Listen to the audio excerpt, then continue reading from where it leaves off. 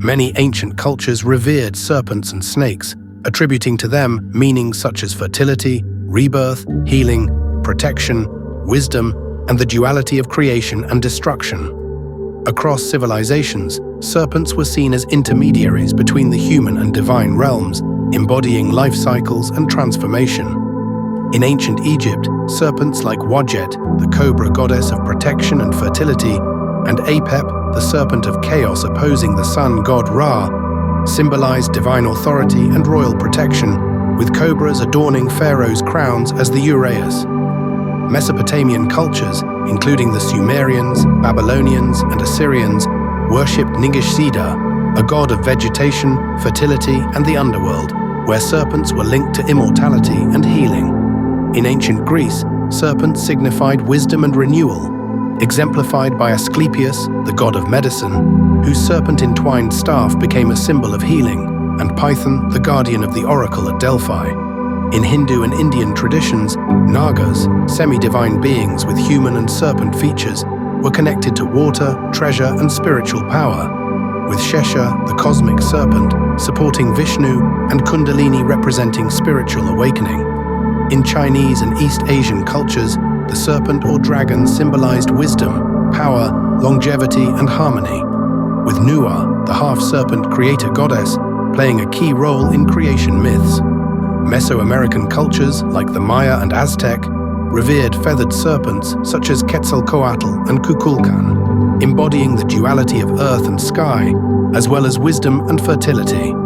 In indigenous African cultures, Dambala, a serpent deity in Vodun, was associated with cosmic forces, fertility, and transformation, representing the connection between the physical and spiritual realms. Celtic and European pagan traditions saw serpents as sacred symbols of wisdom, healing, and the cycles of life and death, closely linked to earth energies and druidic rituals. Aboriginal Australian mythology speaks of the rainbow serpent, a creator god associated with water, fertility, and the landscape, embodying both creation and chaos. Native American cultures also honored serpents, with some traditions, such as the Hopi snake dance, invoking rain and fertility through serpent-related rituals. In Judaism and early Christianity, the serpent played a dual role. In the Garden of Eden, it symbolized temptation and the fall of man, while in the story of Moses, the bronze serpent was a source of healing. These cultures, despite their differences, shared a common reverence for serpents, hinting at ancient knowledge and power that transcends time. Some interpretations suggest that these myths reflect encounters with ancient reptilian beings, like the Anunnaki, advanced extraterrestrial entities that were said to have once inhabited Earth. Legends across these cultures also hint at the return of these beings, suggesting that their influence and knowledge may yet reconnect with humanity in the future. Accounts of gods and deities descending from the heavens in Sumerian texts. In numerous Sumerian texts, there are vivid descriptions of gods and deities descending from the heavens to interact with humanity. These divine beings are often depicted as powerful and otherworldly figures, possessing advanced knowledge and abilities beyond those of mortals. One of the most prominent examples is the Sumerian creation myth, which features the god Enlil descending from the heavens to separate heaven and earth and establish order in the universe.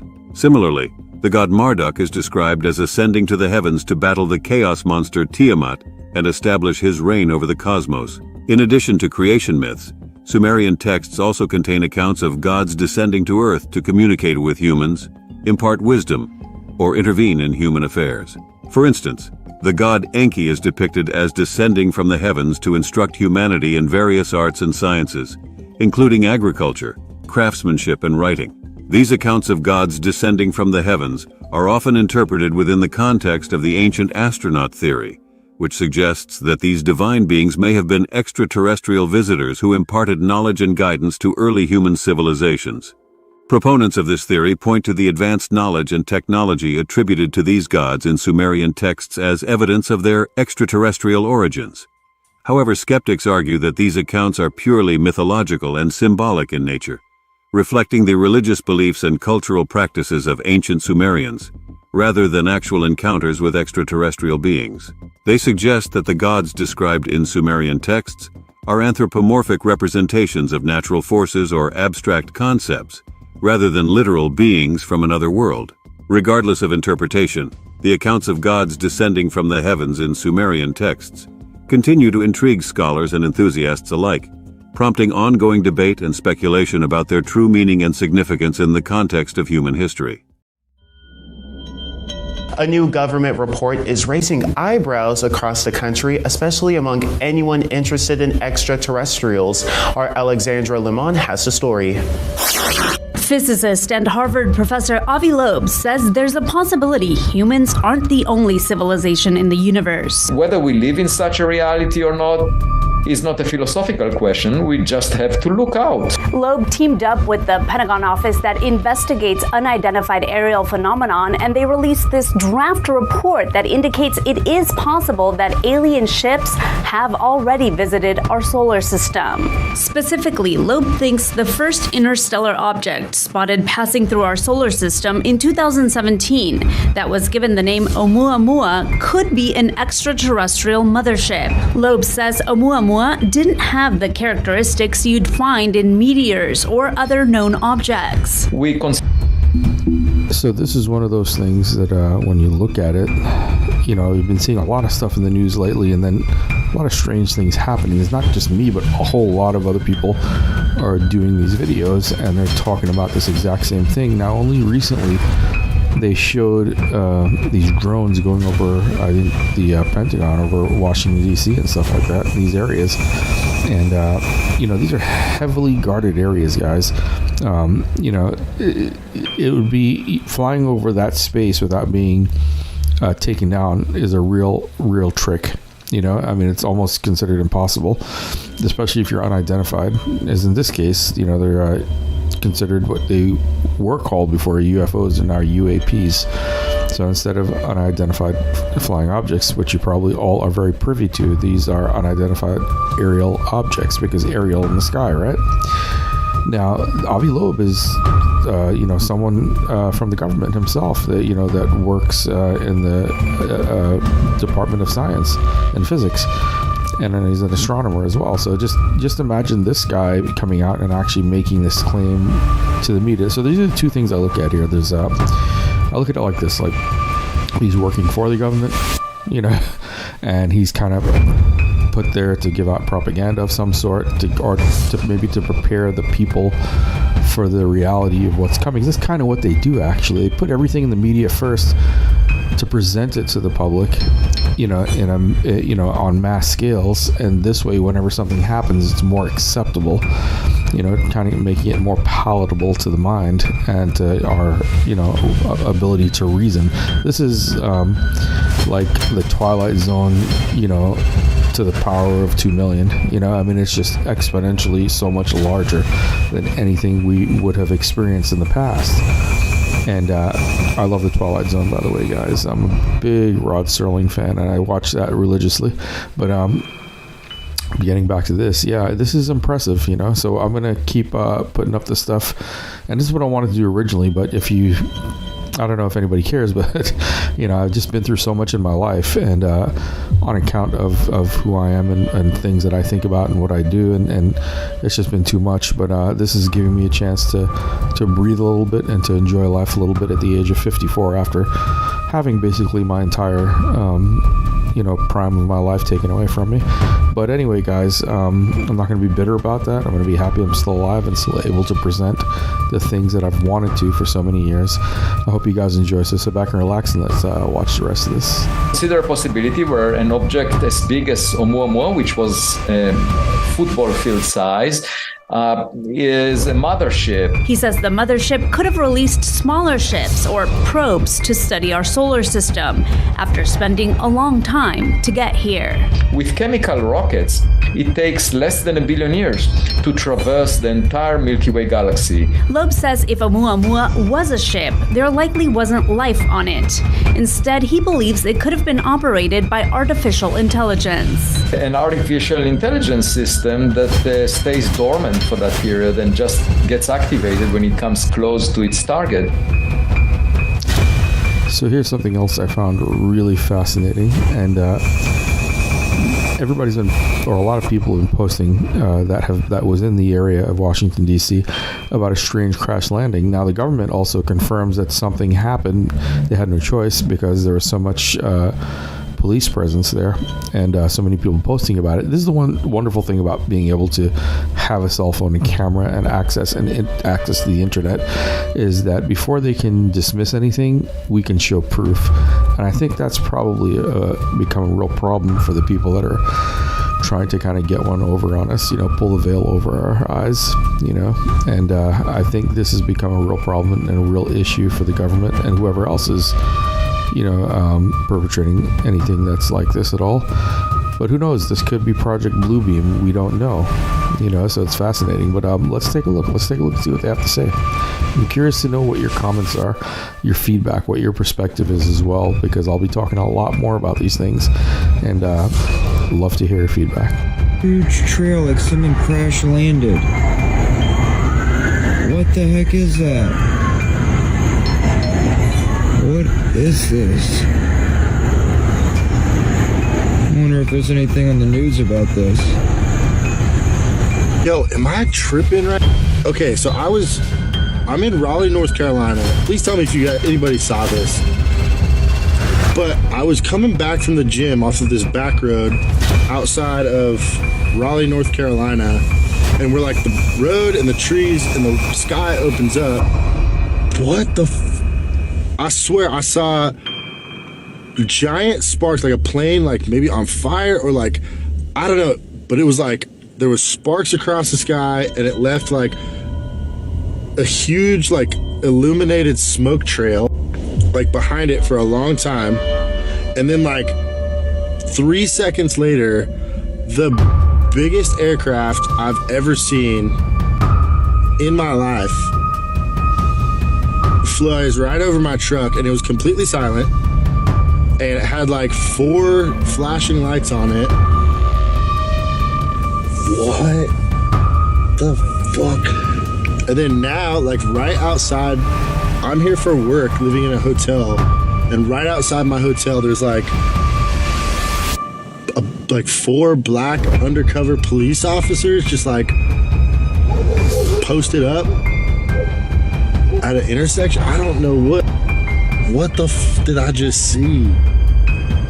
Someone please tell me they saw it. This happened like 5 minutes ago, and I can't find anything on it. There's like no sirens, like what the fuck? I do not know. I don't know what's currently going on in North Carolina, Washington, D.C., and like I said, in some of the comment sections of these videos, people are saying that they witnessed the same exact thing in Indiana as well. But there are absolutely no news updates as to any aircraft crashing in the area, whether it's a regular plane, a 747, or something else altogether. There's absolutely no news as of right now.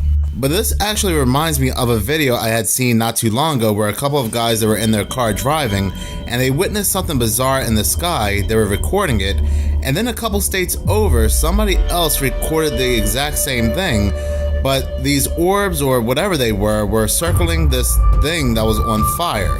Check this out. What the fuck is that?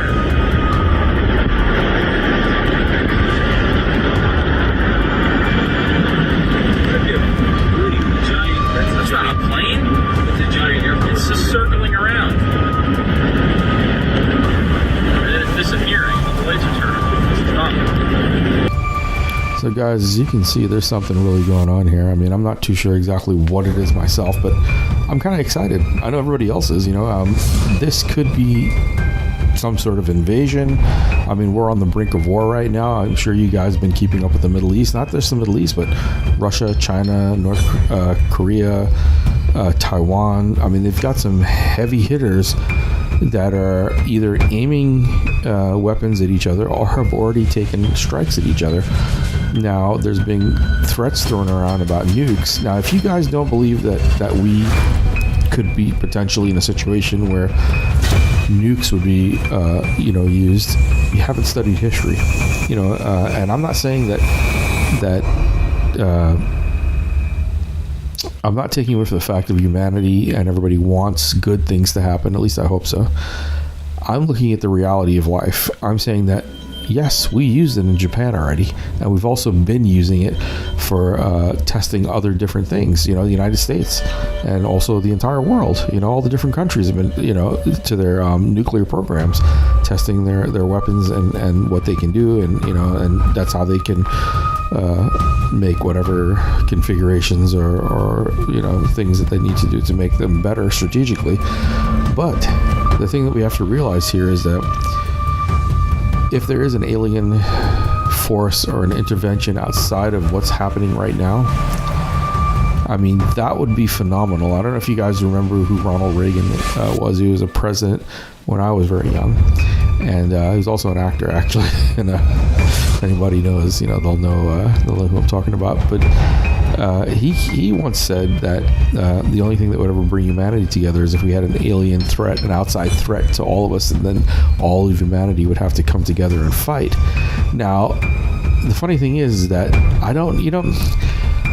I personally think that the world is too divided, that even if we had an outside threat, we're just all so screwed up on this planet that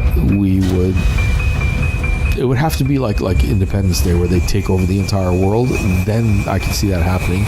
But if it's just like here and there things happening, I don't, like small little things happening, I don't think that the world would come together, because we're also in a race. Everybody's trying to become the most technologically advanced, superior force on the planet. And, it's a very iffy situation here that we're in.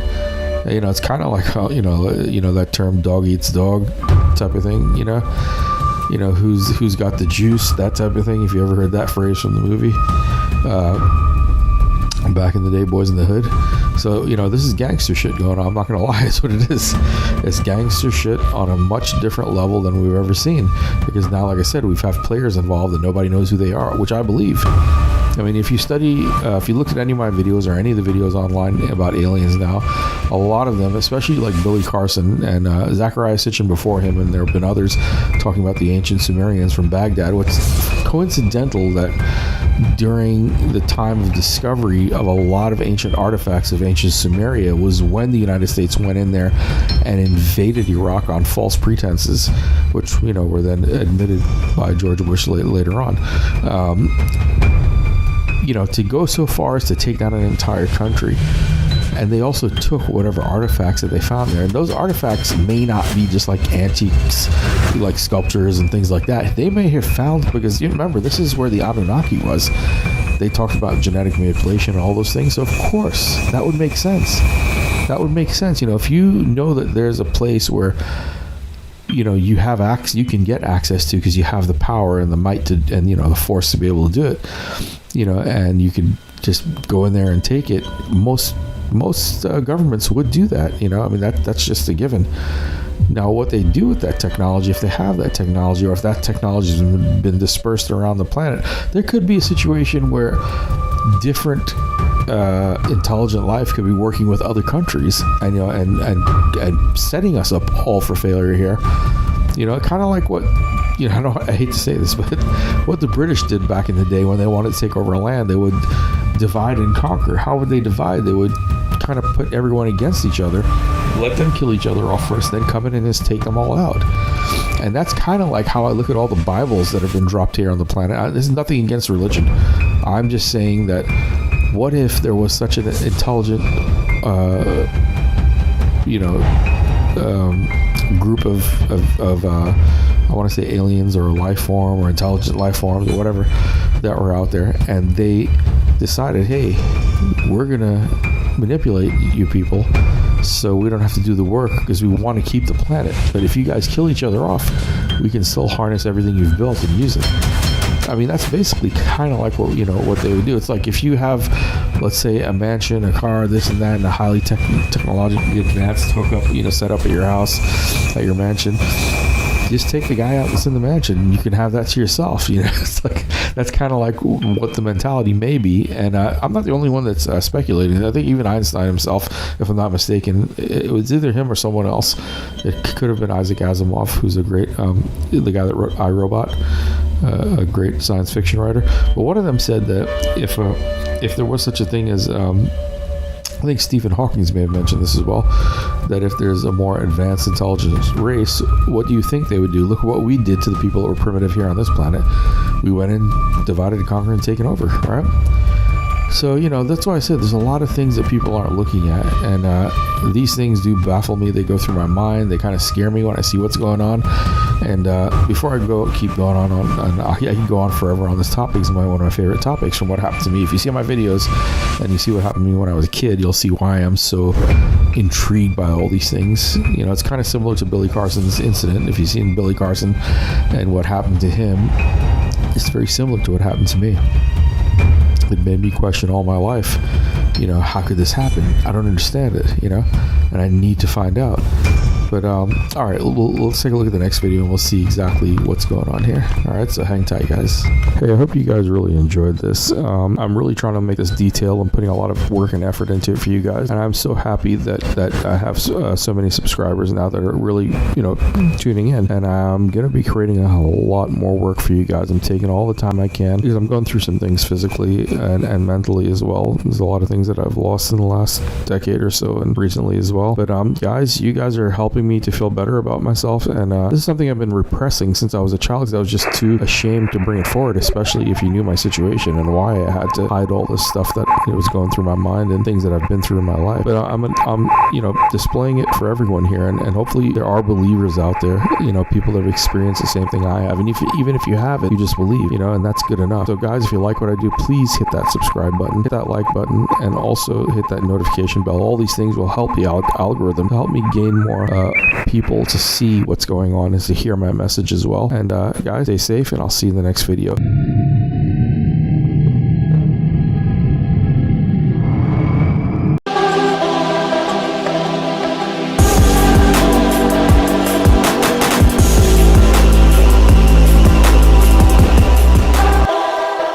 Now, I'm going to casually mention to you something that's very scary indeed. Complete takeover of this planet, the killing off of 5, 6 to 7/8 of the world's population, and tell you what the alien agenda is.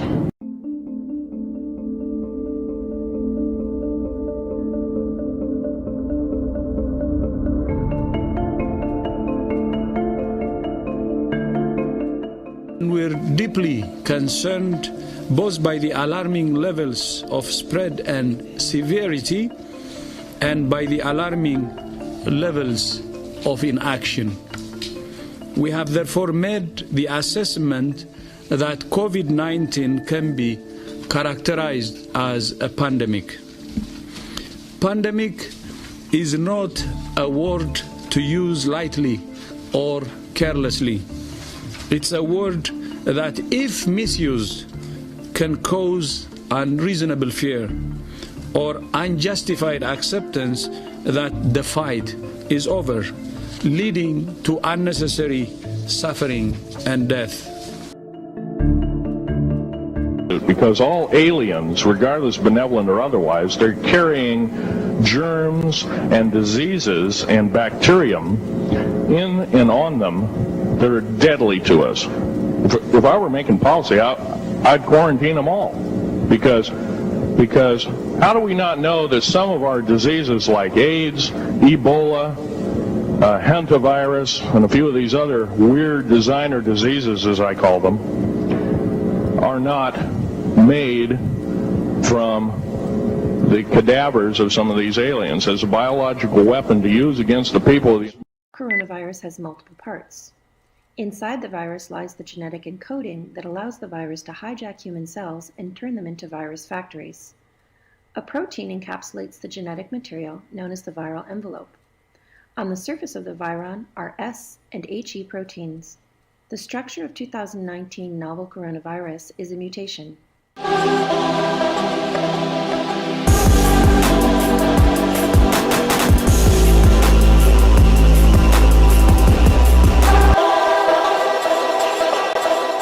Unveiling the Anunnaki, exploring the ancient alien connection.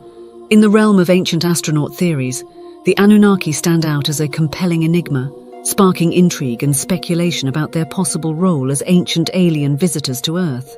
This exploration delves into the fascinating narrative surrounding the Anunnaki, examining the evidence and theories that suggest a profound connection between these ancient beings and humanity's ancient past.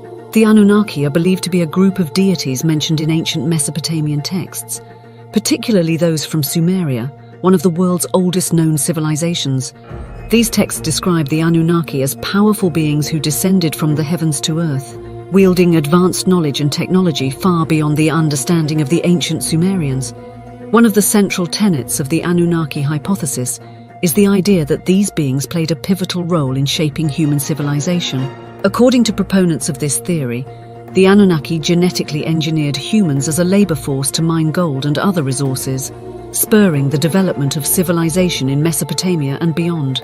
This notion is often linked to interpretations of Sumerian creation myths, such as the Epic of Gilgamesh, which contain references to gods creating humans from clay and divine blood. Furthermore, the Anunnaki are sometimes associated with ancient astronaut theories, which propose that extraterrestrial beings visited Earth in ancient times and influenced human culture and development. Proponents of this idea point to similarities between ancient Sumerian depictions of gods and modern descriptions of aliens, as well as references to advanced technology and space travel in Sumerian texts. The hypothesis of an ancient alien connection to the Anunnaki raises profound questions about the origins of humanity and the nature of our relationship with the cosmos. If the Anunnaki were indeed ancient astronauts, what was their purpose in visiting Earth? What knowledge did they impart to early humans, and how did their influence shape the course of human history? Critics of the Anunnaki hypothesis caution against interpreting ancient texts too literally, and argue that these stories should be understood within their cultural and religious contexts. They suggest that the Anunnaki may have been mythological figures or symbolic representations of natural forces rather than literal extraterrestrial beings. Despite the skepticism surrounding the Anunnaki hypothesis, the idea continues to captivate the imagination of researchers, enthusiasts, and conspiracy theorists alike. The exploration of this ancient alien connection offers a fascinating lens through which to view the mysteries of human history, inviting further investigation and speculation into the possibility of extraterrestrial involvement in shaping the course of a civilization on Earth.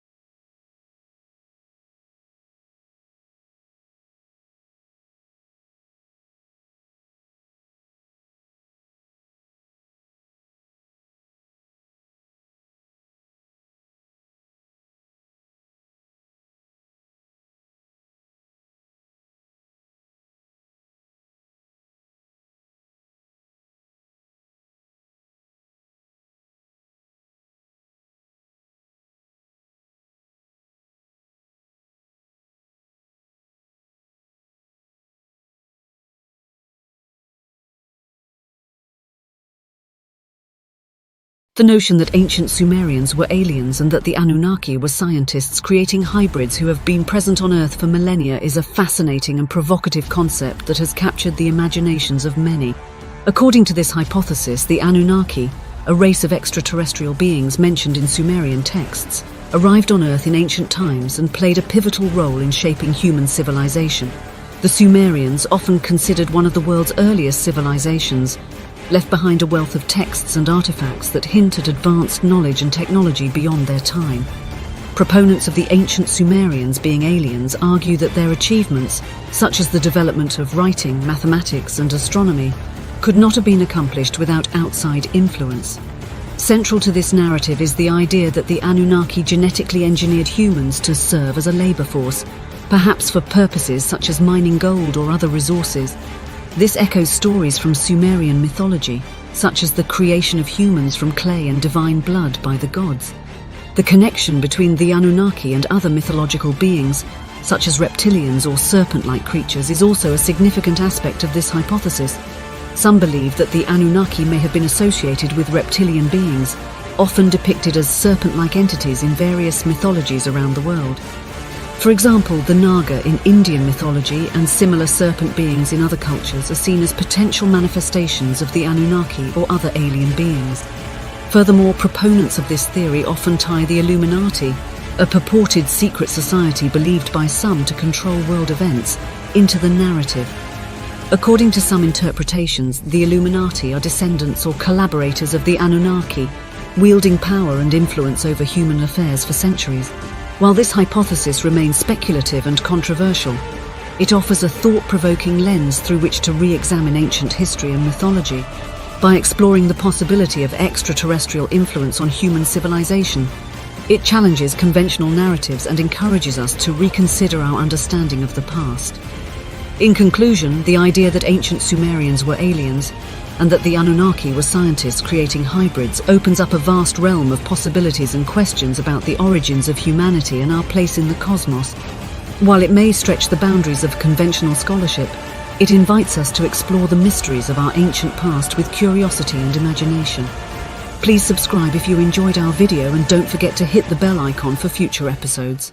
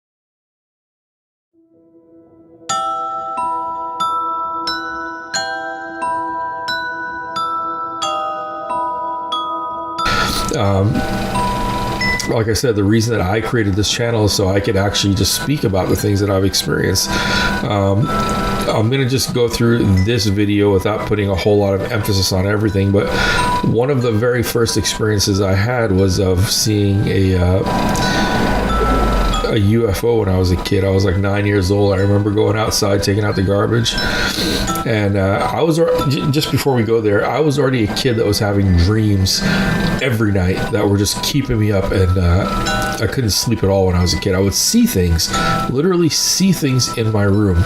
It was the scariest thing in the world. Like whatever I wanted, I guess, was in my mind, I would just see it in front of me. It doesn't make me crazy or anything. What I found out was during my family had a very rough, dysfunctional family, I guess. I just say dysfunctional family. But when me and my sister were very young, we were in 3rd grade, I think, and I was in 3rd, she was in 4th, and because of what was happening in the family, I guess Child Protective Services or something like that came to come pick us up, and they took us to get tested somewhere, and they were testing, I guess, our intelligence levels and things like that. You know, I know only now, I didn't know back then what it was. I thought, oh cool, they're asking us questions, we have to do like a test. I was like, this is great. I did it, finished it, they gave me another test, I did that, finished it, gave me another test, did that, finished it.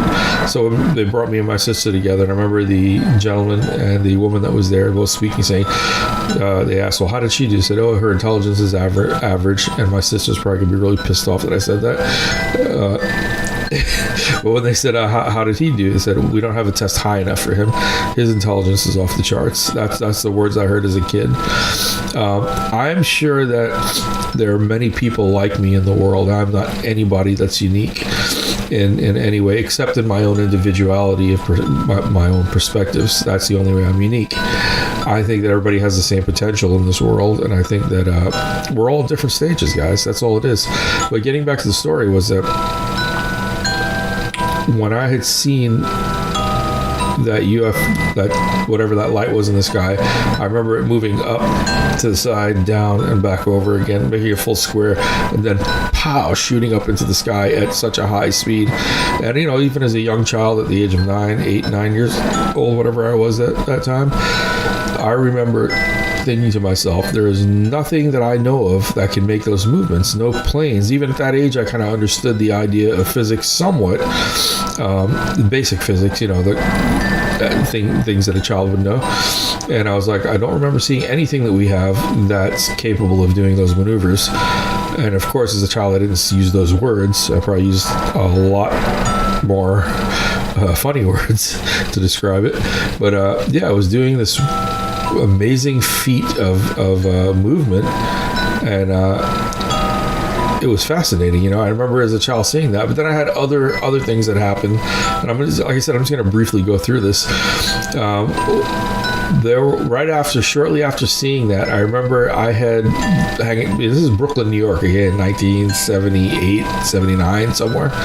And I remember I was hanging out with a buddy of mine, and we were 2 young kids, and he goes, hey, let's jump on the back of the ice cream truck. And I was like, okay. So we both, like 2, unintelligent kids, like Beavis and Butthead, jumped on the back of the truck, the ice cream truck. And I don't know if the guy knew that we were back there, but he sped up.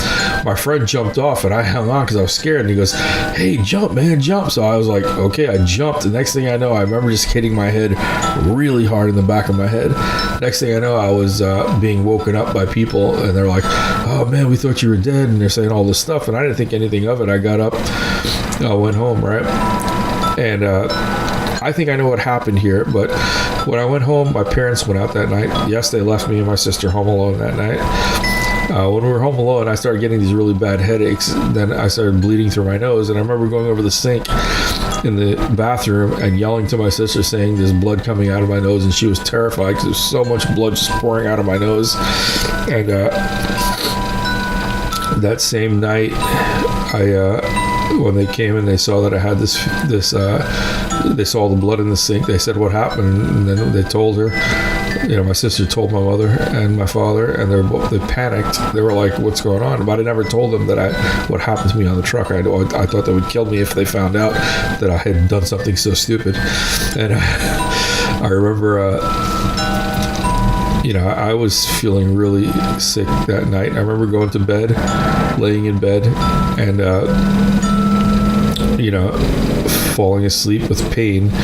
I remember getting up maybe a couple hours later or something, and my head was hurting me so bad I couldn't even think. It was just so painful.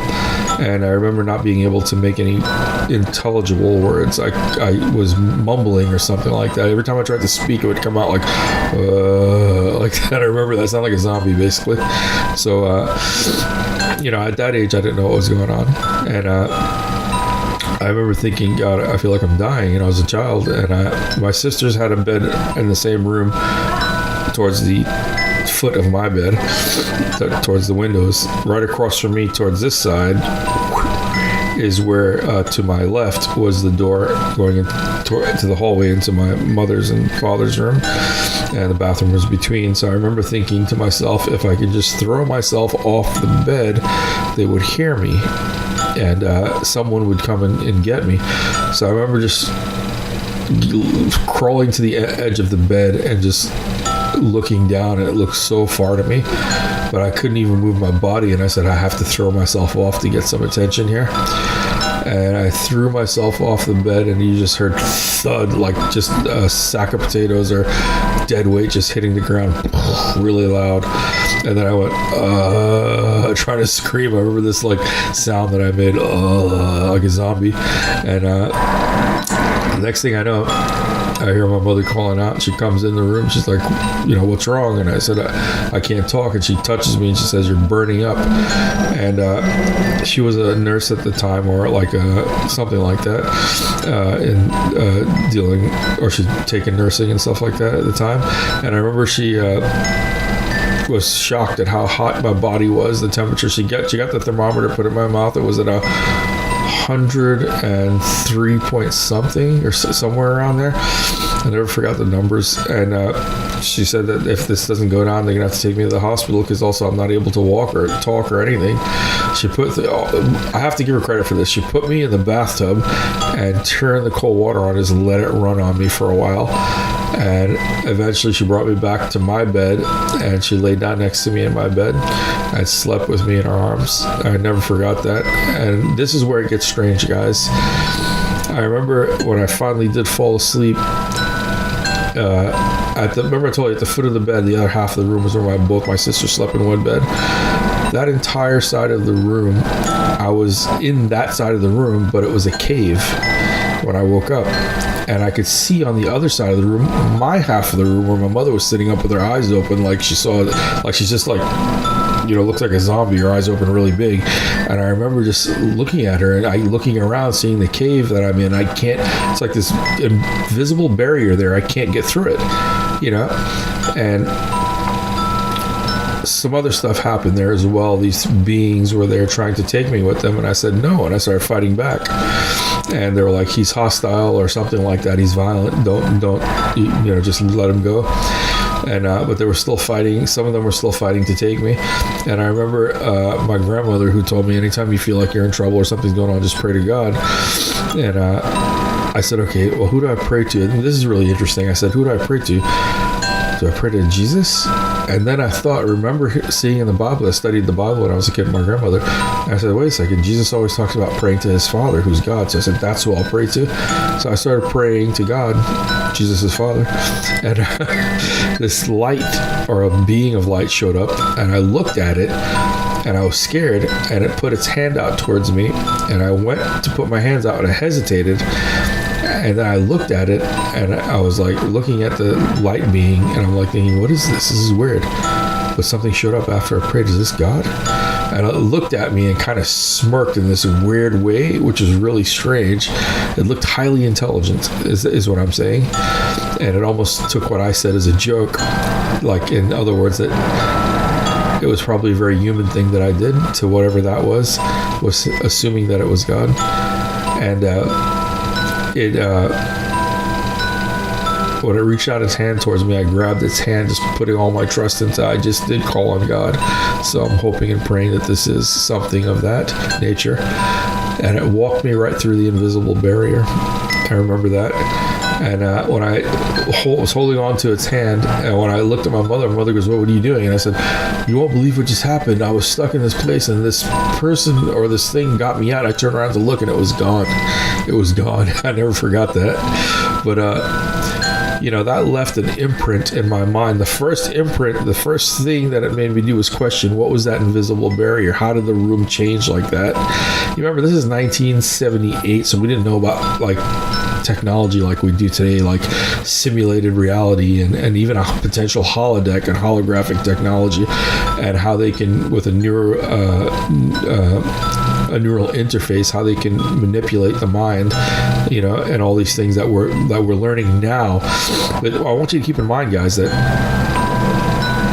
even the technology that we have now is probably so primitive compared to what they have out there. And why do I say that? Because if there are, in fact, other worlds floating around, revolving around other suns that have been here billions of light years before us, that's a lot of time to develop. So we are probably in our infancy, we're probably still before infancy, in the process of becoming that. And there's just so much, guys. There's so much I want to tell you guys, and I want to share with you about this, because I feel that the reason this comes right back to why I also renamed my channel to When Life Has No Meaning and Dreams Define You. Why? Because my dreams have been defining my life. They've been predicting things in my life since I was a kid. And I even have medical documentation, if it's still there, and I have to find out of some of the tests they ran on me and how abnormal they showed up. Guys, look, I'm not the only one in the world like this. I'm sure there are other people out there like me, and I want you to think that all of us are special in some way, but these things do exist. Our dreams mean something. And as I go on with this channel and share all this stuff with you guys, I hope that you guys really enjoy what I do. If you do, please hit that like button, please hit that subscribe, and the notification bell as well. I think those are the things that really help the channel grow.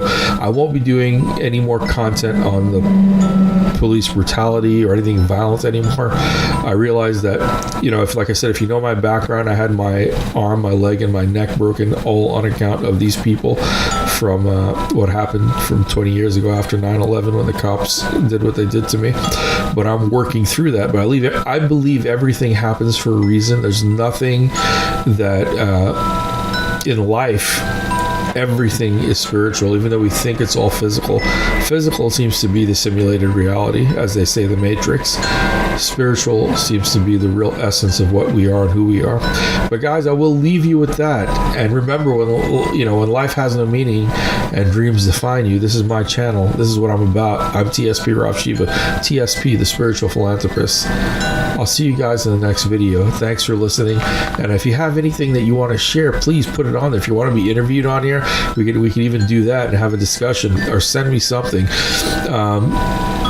I'll put up in the description an email where you guys can send me anything that you want, and we can communicate that way. Also, you can communicate with me on any one of my social media platforms, whether it be Instagram, or if you go on Facebook, is my biggest one. I have like 88,000 people follow me on Facebook, and not bragging, guys. That's nothing really in compared to what's going on out in the world. But if you see 88,000 and you see TSPRavshiva, that's me. That's how you'll know, because there's a lot of other people there's people out there that use other people's names and other people's likeness, and I've had to deal with this on a consistent basis, guys. So that's why I'm pointing this out to you, so you know the difference. Okay, I have that many followers on there. That's who I am. You'll see When Life Has No Meaning and Dreams Define You. You'll see those eyes right there on the screen. Okay, and those are my eyes, guys. So please check out all my stuff and share your thoughts with me. Have a great and wonderful day, and I'll see you in the next video, guys. All right?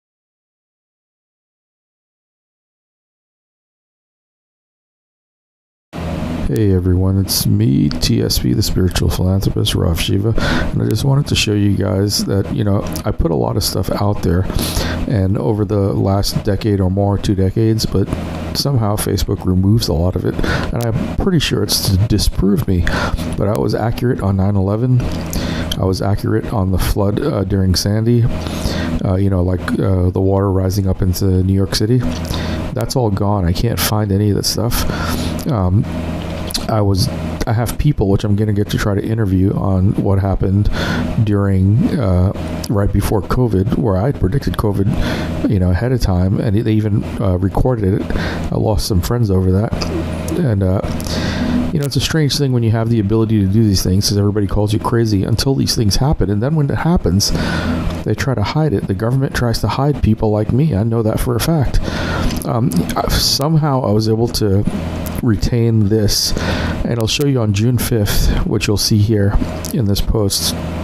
On June 5th, I had the dream, made the premonition, and then I believe it's June 20th, I made the video saying that I'm 100% sure now that there is going to be a large earthquake. And right after that, I said I was 100% sure, there was no mistaking it.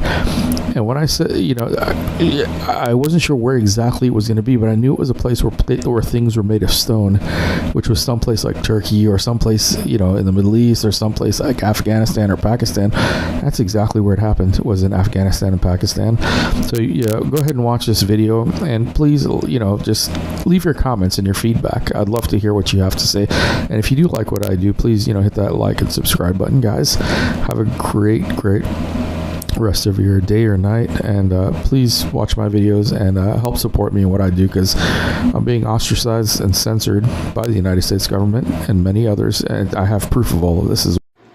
Hey, what's up, guys? It's been a long while, so I don't know if you see my last post where I talked about a red dome. I wasn't sure what it was, but it was the shape of a building, and it cracked, and there was an earthquake. I believe next, since we know what the red dome is now, it's that heat wave, that there will be a very massive earthquake. I believe 100% now that there's going to be a very massive earthquake, because in the dream, that's what happens next. You can say what you want, keep making fun of me, but I keep coming up, correct. So you can doubt me if you want, or you can start praying and try and prevent this. Alright guys, talk to you guys. Much love, Ravshiva. Hey everyone, it's me, TSP, the spiritual philanthropist, Ravshiva, and I just wanted to show you guys that, I put a lot of stuff out there, and over the last decade or more, 2 decades, but somehow Facebook removes a lot of it, and I'm pretty sure it's to disprove me, but I was accurate on 9/11, I was accurate on the flood during Sandy, the water rising up into New York City. That's all gone. I can't find any of that stuff. I have people, which I'm going to get to try to interview on what happened during, right before COVID, where I predicted COVID, ahead of time, and they even recorded it. I lost some friends over that. And, it's a strange thing when you have the ability to do these things, because everybody calls you crazy until these things happen. And then when it happens, they try to hide it. The government tries to hide people like me. I know that for a fact. Somehow I was able to retain this, and I'll show you on June 5th, which you'll see here in this post. On June 5th, I had the dream, made the premonition, and then I believe it's June 20th, I made the video saying that I'm 100% sure now that there is going to be a large earthquake. And right after that, I said I was 100% sure, there was no mistaking it. And when I said, I wasn't sure where exactly it was going to be, but I knew it was a place where things were made of stone, which was someplace like Turkey or someplace, in the Middle East or someplace like Afghanistan or Pakistan. That's exactly where it happened, was in Afghanistan and Pakistan. So go ahead and watch this video, and please, just leave your comments and your feedback. I'd love to hear what you have to say. And if you do like what I do, please, hit that like and subscribe button, guys. Have a great rest of your day or night, and please watch my videos and help support me in what I do, because I'm being ostracized and censored by the United States government and many others, and I have proof of all of this as well. Hey, what's up, guys? It's been a long while, so I don't know if you see my last post where I talked about a red dome. I wasn't sure what it was, but it was the shape of a building, and it cracked, and there was an earthquake. I believe next, since we know what the red dome is now, it's that heat wave, that there will be a very massive earthquake. I believe 100% now that there's going to be a very massive earthquake, because in the dream, that's what happens next. You can say what you want, keep making fun of me, but I keep coming up, correct. So you can doubt me if you want, or you can start praying and try and prevent this. All right, guys. Talk to you guys. Much love. Ravshiva.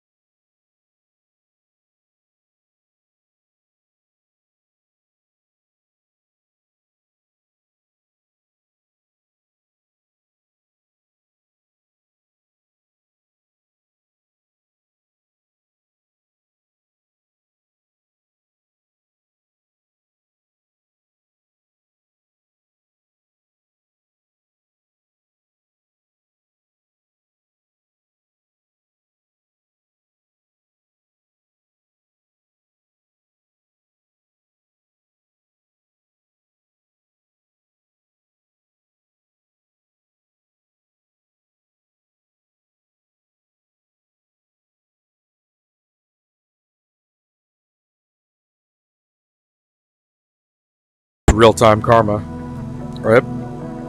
Real-time formation of genetics. It's deep concepts, but if you think about it, all these things are interconnected and woven together, and it is somewhat of a matrix, and we have to realize what we are within this matrix. People talk about the matrix, but they always want to bring up, I've got a Bentley, I've got a car, I've got a nice watch, I've got a house, I've got a pretty girl, I've got this, that. When people talk like that, they're caught up in the matrix, if that's what they believe. Because if you go back to I'm not saying that that's a bad thing. I'm saying that it's not what it is. If you look at anything that's related to the idea of the matrix, the world, what our senses interact with, is basically a temptation for a lot of different things. We are conductors, and we get to choose what flows through us. This is why they set these guidelines and these parameters. They set these guidelines and parameters for us to understand how to be conducive to God.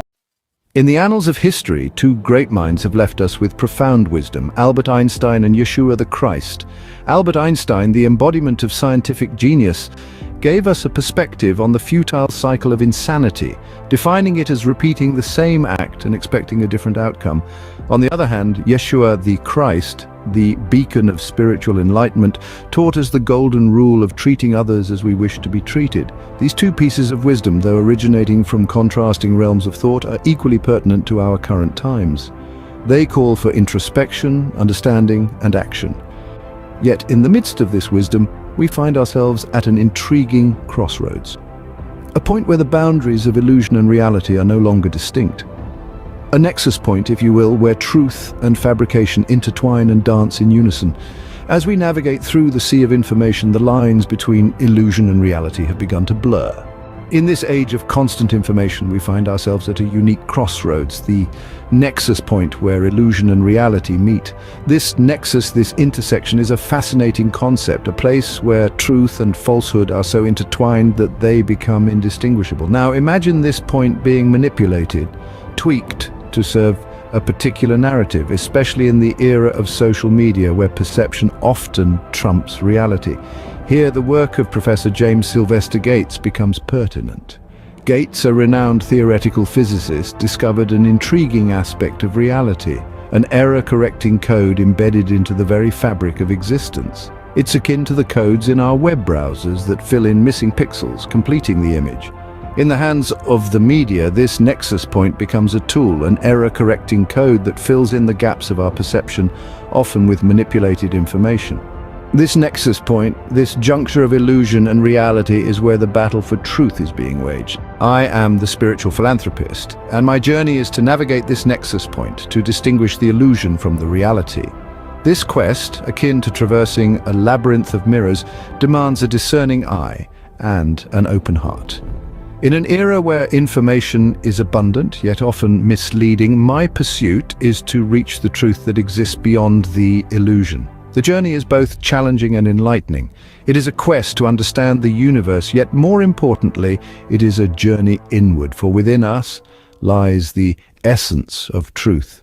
Unadulterated by the illusions of the external world, it is here in the heart of our being where the illusion dissipates and reality emerges.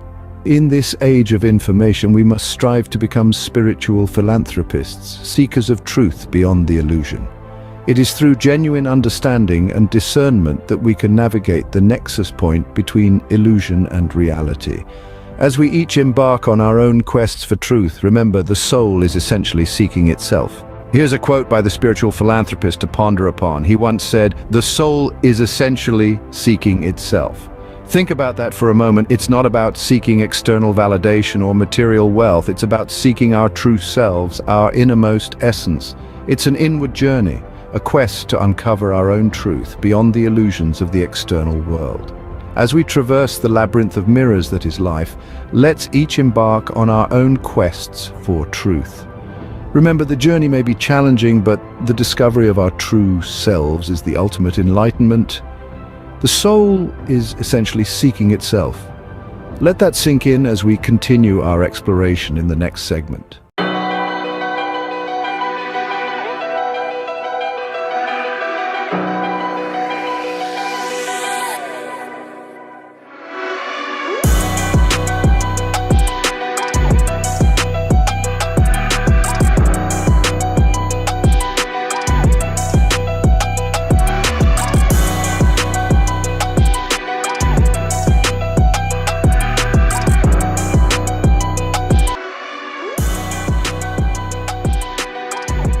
Developments under Seleucid rule expanded Anu's influence to encompass the entire firmament.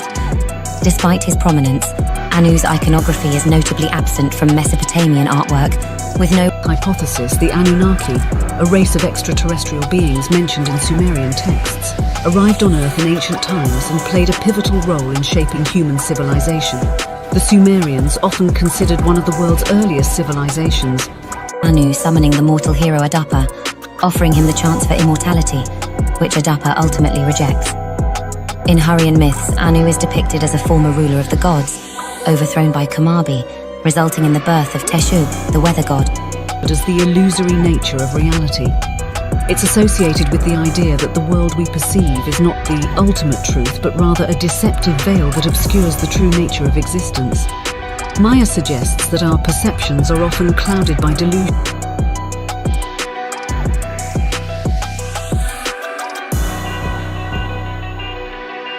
In a speculative scenario where the Anunnaki have clandestinely orchestrated human affairs since ancient times, potentially creating a simulated reality akin to a matrix, profound implications emerge that could reshape the very fabric of human existence. Central to this speculation is the notion of absolute control and manipulation wielded by the Anunnaki over world affairs.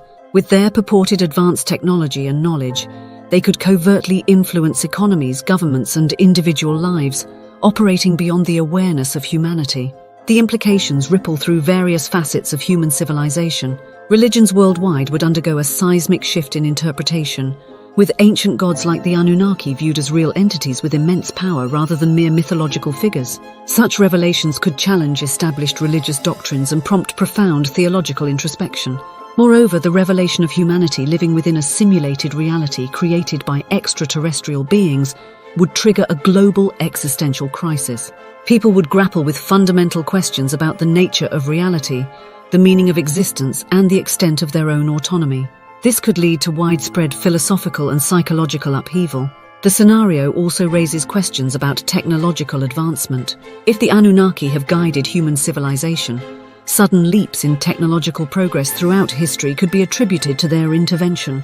This could accelerate scientific development, but also raise concerns about the ethical implications of technology controlled by extraterrestrial forces. In the face of Anunnaki control, resistance movements might emerge globally, seeking to overthrow their dominion and reclaim human autonomy.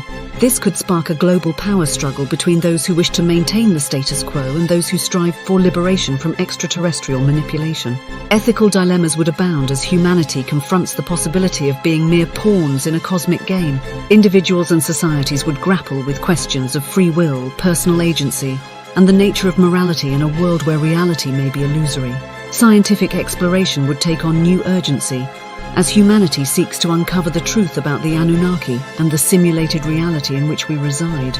Scholars from various disciplines would dedicate themselves to unraveling the mysteries of our existence and understanding the mechanisms behind the simulation. Culturally, art, literature, and folklore would be re-evaluated through the lens of extraterrestrial influence. Myths and legends from around the world would be reconsidered as potential reflections of interactions with the Anunnaki and other advanced beings. In sum, the revelation of Anunnaki control and the existence of a simulated reality would herald a paradigm shift in human history.